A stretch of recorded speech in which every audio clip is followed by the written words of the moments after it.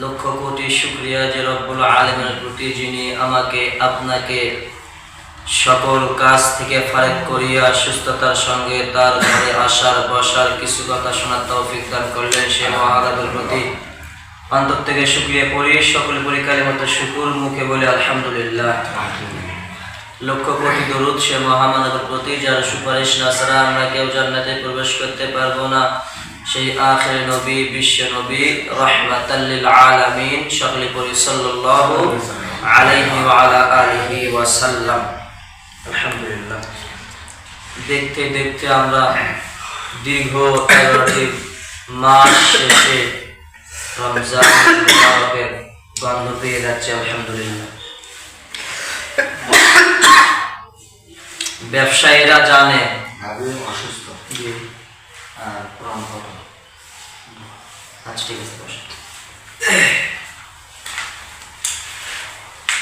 ব্যবসায়ীরা জানে কোন বছরে বা কোন মাসে বেশি ব্যবসা হয়।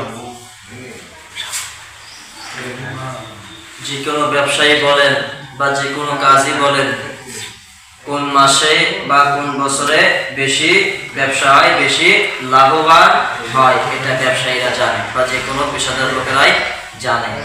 ঠিক একজন মুমিন জানে রমজান মাসে তার আখিরাতটা বেশি লাভ হবে।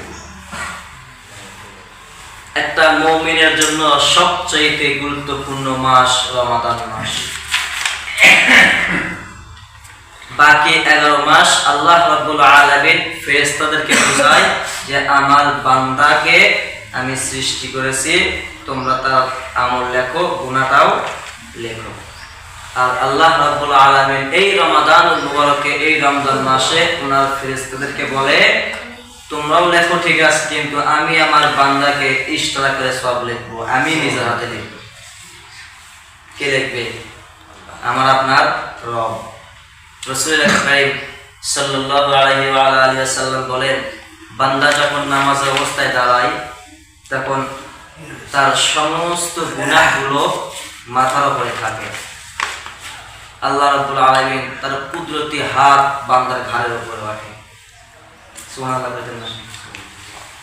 যখন কোনো বান্দা রুকুর মধ্যে পড়ে যায়, আল্লাহ রাব্বুল আলামিন তার কুদরতি হাত তার পিঠের উপরে রাখে। যখন কোনো বান্দা সিজদার মধ্যে পড়ে যায়, আল্লাহ রাব্বুল আলামিন তার কুদরতি পা বান্দার কপালের সামনে রাখে। যখন আপনি রুকু করলেন, সিজদা করলেন, বৈঠকে বসলেন, তখন বললেন আত-তাহিয়াতু লিল্লাহি ওয়াস-সালাওয়াতু, তখন আল্লাহ রাব্বুল আলামিন বলে, বান্দা আমার প্রশংসা করতেছিস তো? জি, আপনার প্রশংসা করতেছি। বলে কর, ঠিক আছে মানলাম। তারপরে কি বল?